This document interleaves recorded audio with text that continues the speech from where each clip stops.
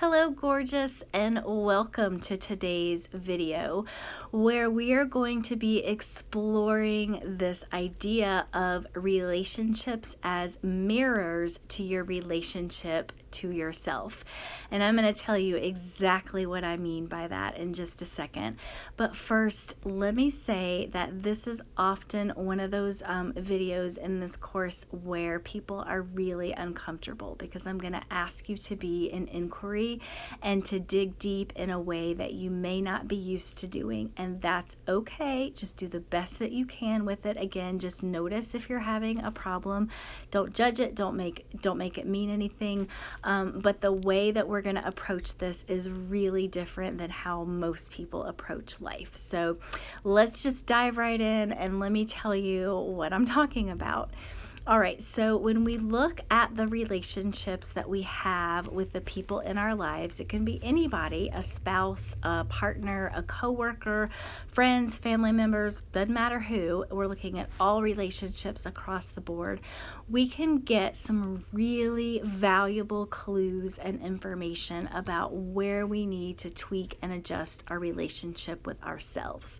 So here is what I mean by that. Let's just say, for example, that you tend to attract people into your life who you feel are disrespectful to you. They just don't respect you. They don't listen to you. They don't really want to hear what you have to say. Now, here is what most people do. Most people want to blame the other person or people and say things like, well, if so-and-so would just pay attention to me, then I would be happy. Or if so-and-so would treat me with respect, then our relationship would be better. And while that may be true, what that does is it puts you squarely in the victim position because you are making your happiness, your peace of mind, your okayness dependent on what someone else does or does not do. So we're going to flip this around in just a second to a much more empowered way of looking at this. Here is the trick to this.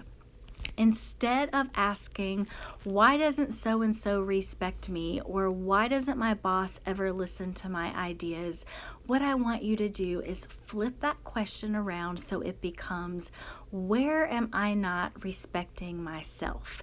How am I not listening to my own ideas? Where do I not hear myself? If you attract people where you feel invisible, the question becomes, where do I not see myself? If you feel like you are attracting these relationships where people always leave and abandon you, the question becomes, how and where am I abandoning myself? Now, that is a powerful question because you can do something about your relationship with yourself. You can look at how you're abandoning yourself and you can make different choices. That is where change happens. That is how we own our power and step back into our power instead of giving it away to other people. Incredibly powerful, incredibly powerful. So your inspired action for today is to take a really honest look at the relationships in your life and decide what, if anything, that you need to tweak and adjust in your relationship with yourself so that you are feeling heard, you're feeling supported, you're feeling loved, you're feeling taken care of, you're feeling whatever, fill in the blank. And then how do you give that to yourself? How do you start to see yourself? How do you start to nurture yourself? How do you start to love yourself? How do you start to pay attention to yourself? And pick one thing, a small action, and do that for yourself today. Again, notice the discomfort, if any, that comes up with this. It's okay. Just breathe through it. Do the best you can with this. This is really a radical perspective shift for most people. And be very gentle with yourself. Do what you can. It's okay, and you're okay. So get to work, and I will talk to you tomorrow.